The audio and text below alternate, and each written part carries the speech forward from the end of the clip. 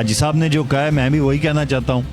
کہ اللہ تعالیٰ آپ کو خاص کر یہ توفیق دے کہ یہاں سے مریض تندرست ہو کے جائے، خوشی سے جائے، نہ کہ بیچارہ جو پاکستان کے ہاسپٹلوں کے حالات ہیں، خاص کر پرائیویٹ ہاسپٹلوں کے، اور میں سمجھتا ہوں کہ ماشاءاللہ جو ینگ ڈاکٹرز ہیں ان کو یہ بنیاد رکھنی چاہیے، اور ان کو میں سمجھتا ہوں کہ ایک حصہ نکالنا چاہیے جو ان کی زندگی کی عزت اور آخرت میں اس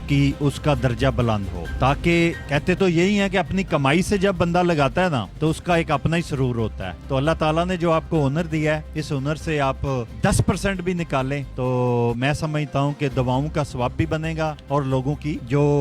بہتری ہے وہ بھی ہوگی، کیونکہ پاکستان میں جو حالات ہیں خاص کر اس شعبے کے وہ بہت پسماندہ ہیں۔ تو میں دوبارہ آپ لوگوں کا شکریہ ادا کرتا ہوں کہ اللہ آپ کو توفیق دے گجرات کی عوام کی خدمت کرنے کی۔ بہت شکریہ، بہت مہربانی۔